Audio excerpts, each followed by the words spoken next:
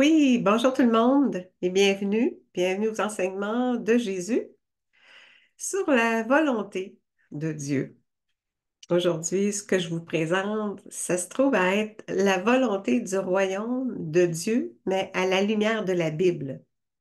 Habituellement, je vous parle de la divine volonté, mais aujourd'hui, je vous présente beaucoup d'extraits qu'on retrouve dans la Bible qui parlent de la volonté de son royaume, qui veut établir. Oui, alors, je vous fais le partage d'écran. C'est ça, la volonté du royaume de Dieu. Extrait biblique. On débute. J'ai pris comme premier message, un message par contre dans le livre du ciel, au tome 23. Jésus dit à Louisa, ce que je manifeste sur ma divine volonté et que tu écris peut être appelé l'évangile du royaume de la divine volonté. Il ne s'oppose en rien aux saintes écritures ni à l'évangile que j'ai annoncé lorsque j'étais sur terre. En fait, on peut l'appeler le soutien des deux. Ça, c'est complémentaire. Un des messages que j'ai choisi aussi dans la Bible concernant, c'est Matthieu. Voici donc comment vous devez prier. Notre Père qui es aux cieux, que ton nom soit sanctifié, que ton règne vienne, que ta volonté soit faite sur la terre comme au ciel. Alors, il veut que sa volonté se fasse comme elle est faite au ciel, mais sur la terre. Car le royaume de Dieu, ce n'est pas le manger et le boire, mais la justice, la paix et la joie par le Saint-Esprit. Accueillons l'Esprit Saint, on entre dans l'ère de la sanctification avec la divine volonté. C'est cohérent. Rendez grâce en toutes choses, car c'est à votre égard la volonté de Dieu en Jésus-Christ. N'éteignez pas l'esprit, ne méprisez pas les prophéties, mais examinez toutes choses, retenez ce qui est bon, abstenez-vous de toute espèce de mal. Alors, on trouve ça dans 1 Thessaloniciens. Alors ici, c'est ça, il dit que c'est en Jésus-Christ. Donc, souvent, dans la divine volonté, ce qu'on fait, on se fusionne à Jésus. Fusionner en Jésus à sa volonté. On la fait nôtre. Puis c'est ensemble que Jésus divinise nos actions que l'on fait. En vérité, je te le dis, si un homme ne naît de nouveau, il ne peut voir le royaume de Dieu. Oui, le royaume de Dieu, c'est une nouvelle naissance. La divine volonté, c'est justement naître à la fois comme dans le ciel, tout en étant sur la terre. Être investi du don de la divine volonté, c'est une vie nouvelle.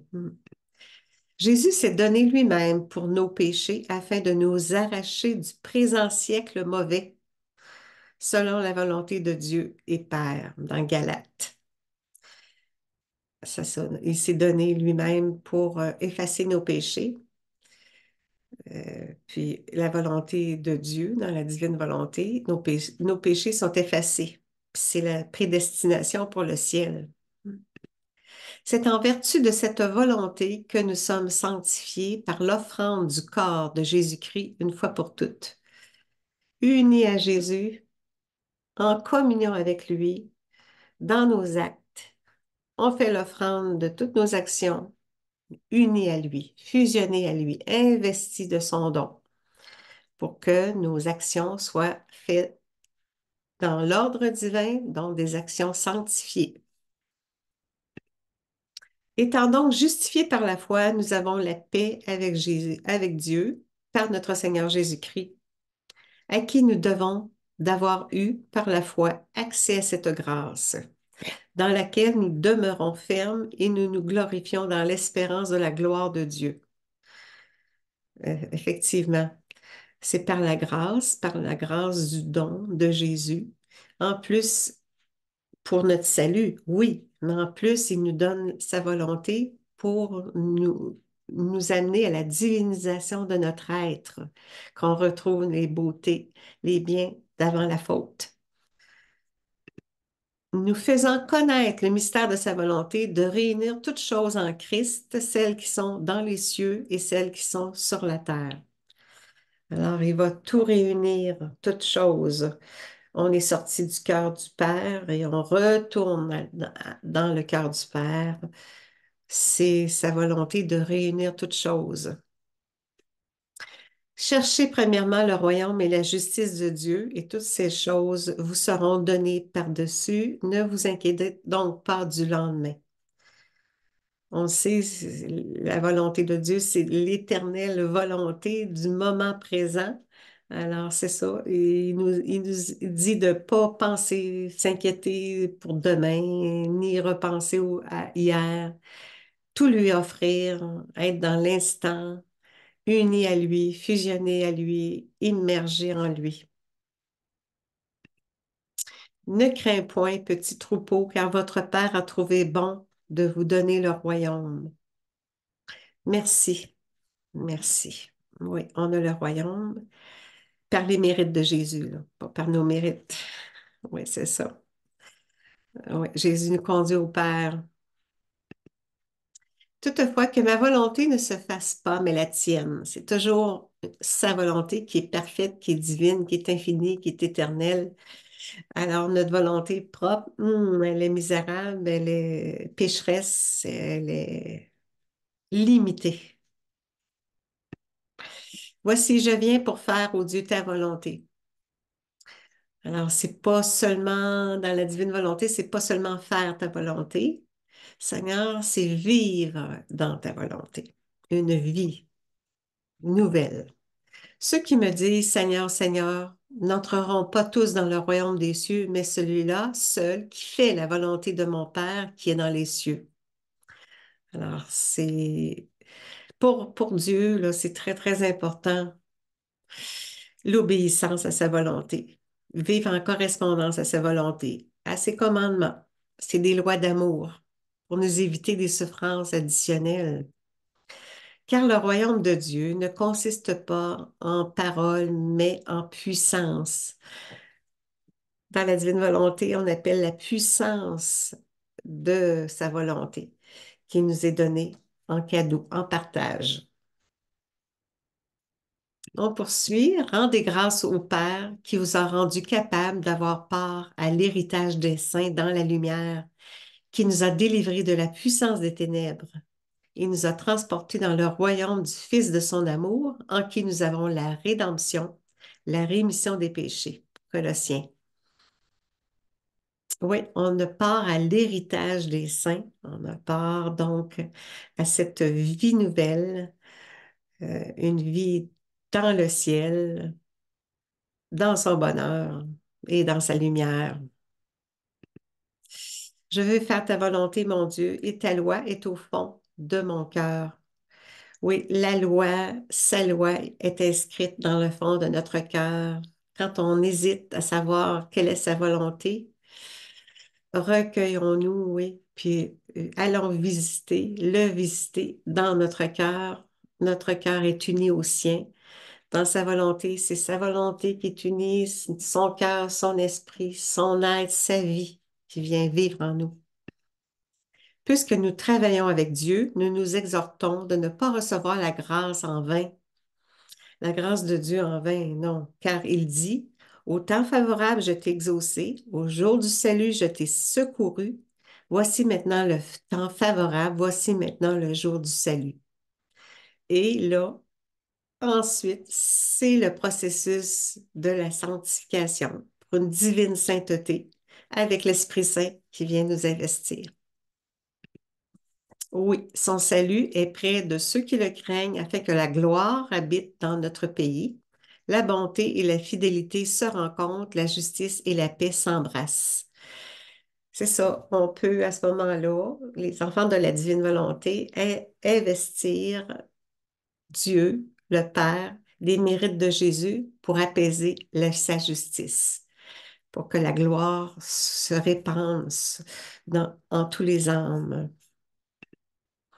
Et que la paix de Christ, à laquelle vous avez appelé pour former un seul corps, règne dans vos cœurs. La paix de Dieu, pour que Jésus puisse faire des actes divins en nous, le laisser passer librement en nous, à travers nous. À ce moment-là, on a à demeurer dans sa paix. Le paix, c'est un signe, comme de quoi Dieu peut librement passer. Et soyez reconnaissants, oui, on est reconnaissant que tu nous donnes ta paix. Oui, dépose ta paix dans tous les cœurs. J'ai été crucifié avec Christ, ça c'est Saint Paul qui dit ça, et je vis. Et si je vis, ce n'est plus moi qui vis, c'est Christ qui vit en moi. Si je vis maintenant dans la chair, je vis dans la foi au Fils de Dieu qui m'a aimé et qui s'est livré lui-même pour moi. C'est par amour que Jésus nous sauve, là. C'est vraiment par pur amour. Il n'y a donc maintenant aucune condamnation pour ceux qui sont en Jésus-Christ.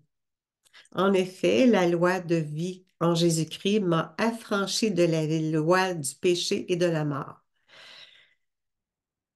La divine volonté, c'est une vie ressuscitée sur cette terre déjà. Hmm. Jésus parcourait toutes les villes et les villages, enseignant dans les synagogues, prêchant la bonne nouvelle du royaume et guérissant toute maladie et toute infirmité. Oui, la bonne nouvelle du salut, la bonne nouvelle du don de la divine volonté pour déjà goûter au royaume qui veut instaurer sur cette terre, comme il est déjà au ciel. Le temps est accompli et le royaume de Dieu est proche. Repentez-vous et croyez à la bonne nouvelle. Le royaume de Dieu sur la terre va s'accomplir. C'est un décret divin. Et il nous enseigne que oui, c'est une décision que Dieu a prise. Puis quand Dieu décide quelque chose, c'est immuable. C'est un décret divin. Je te donnerai les clés du royaume des cieux. Ce que tu liras sur la terre sera lié dans les cieux. Et ce que tu délieras sur la terre sera délié dans les cieux. C'est ça, n'hésitons pas à aller à la confesse, se repentir pour être délié de toute forme d'attachement euh, qui sont des fois c'est relié à nos fautes, aux offenses, de la culpabilité, tout ce qui est négatif. Essayons de s'en libérer par grâce. Jésus, avec, à la confession, euh, en se confessant, nos péchés sont pardonnés, sont effacés. On ne dira point, il est ici ou il est là, car voici le royaume de Dieu est au milieu de vous. C'est Dieu qui vient vivre en nous. Et la divine volonté, c'est même la vie trinitaire qui vient habiter en nous. C'est l'amour trinitaire qui vient habiter en nous. À cause de votre persévérance et de votre foi au milieu de toutes vos persécutions et des tribulations que vous avez à supporter, c'est une preuve du juste jugement de Dieu pour que vous soyez dignes du royaume de Dieu pour lequel vous souffrez. Les souffrances, en étant unies à celles de Jésus en offrande, ça l'apaise la justice de Dieu. Il n'y a pas de condamnation. Parce qu'on est revêtu à ce moment-là de Jésus, de la vie de Jésus, de son sang, de ses plaies, de sa passion. Mon royaume n'est pas de ce monde, répondit Jésus. Si mon royaume était de ce monde, mes serviteurs auraient combattu pour moi, ainsi que je ne fusse pas livré aux Juifs, afin que je ne fusse pas livré aux Juifs. Mais maintenant, mon royaume n'est point d'ici-bas. C'est ça. Lorsqu'il était sur la terre, on sait fort bien que non, il n'y a pas personne qui il pensait que le roi qui n'était pas arrivé, ce serait un guerrier. Non, Jésus est venu, mais dans notre cœur, les hommes au cœur ouvert le reconnaissaient comme étant le roi des rois. Oui. Vous rende capable de toute bonne œuvre pour l'accomplissement de sa volonté et fasse en vous ce qui lui est agréable par Jésus-Christ, auquel soit la gloire au siècle des siècles. Même Jésus veut nous partager sa gloire. Nos actes faits dans la divine volonté, investis de Jésus, c'est lui qui divinise les actes, puis ça apporte des vies divines pour une plus grande gloire. en partage. Or, les œuvres de la chair sont manifestes. Ce sont l'impudicité, l'impureté, la dissolution, l'idolâtrie, la magie, les inimitiés, les querelles, les jalousies, les animosités, les disputes, les divisions, les sectes, l'envie, l'ivrognerie, les excès de table et les choses semblables. Tout excès. Je vous dis d'avance, comme je l'ai déjà dit, que ceux qui commettent de telles choses n'hériteront point le royaume de Dieu. Ayons une vie simple, dans l'humilité, dans un détachement de tout ce qui peut nous éloigner de Dieu. Car tout ce qui est dans le monde, la convoitise de la chair, la convoitise des yeux et l'orgueil de la vie, ne vient point du Père, mais vient du monde. Et le monde passe et sa convoitise aussi, mais celui qui fait la volonté de Dieu demeure éternellement. C'est important d'éviter d'aller dans des mauvais chemins, des attachements à tout ce qui est désordre, chaos, parce que quand on a beaucoup trop d'attachements au chemin du monde, ça peut nous amener sur la voie de perdition, là, puis le Seigneur, il veut pas ça, là. Nous savons que Dieu n'exauce point les pécheurs, mais si quelqu'un l'honore et fait sa volonté, c'est celui-là qui l'exauce. Mettons-nous à son école, à l'école de sa volonté. Rendez grâce en toutes choses, car c'est à votre égard la volonté de Dieu en Jésus-Christ. La divine volonté, c'est une vie en communion avec Jésus. L'inviter à venir vivre, aimer, prier, animer nos actes. C'est une vie vraiment en union, fusionnée à Jésus. Heureux les pauvres en esprit, car le royaume des cieux est à eux. Qu'on soit des tout petits, qu'on soit des humbles, qu'on soit des... Parce que le royaume des cieux, c'est souvent à celui qui reconnaît le néant, celui qui reconnaît son néant, puis que lui, Dieu est tout. À ce moment-là, Dieu se laisse toucher, puis il nous investit de sa lumière, de sa volonté. Plus on se reconnaît tout petit, moins l'orgueil prend place. Puis plus on est obéissant, plus Dieu nous comble. Hmm, c'est ça. Oui, le bonheur et la grâce m'accompagneront tous les jours de ma vie et j'habiterai dans la maison de l'Éternel jusqu'à la fin de mes jours. C'est un psaume 23. C'est ça, habitons déjà dans la maison de l'Éternel pendant qu'on est sur la terre.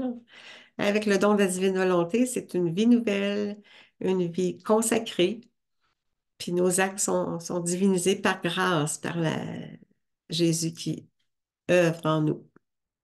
La volonté du royaume de Dieu, c'est ce qu'on a vu à partir des extraits bibliques. On a vu 35 messages. Alors, merci Seigneur pour ta Bible, pour tes extraits bibliques. Merci surtout de ta volonté. Oui, fais-nous le cadeau de ta volonté. Donne-nous-la. Tu nous fais le don, alors on accueille ta présence, ta vie, pour un bonheur éternel avec toi, dans ton royaume. Fait que je remercie tout le monde, on arrête le partage d'écran, puis je vous dis un beau bonjour, je vous souhaite une belle semaine, on se voit la semaine prochaine. D'ici là, portez-vous bien et que le Seigneur nous bénisse tous.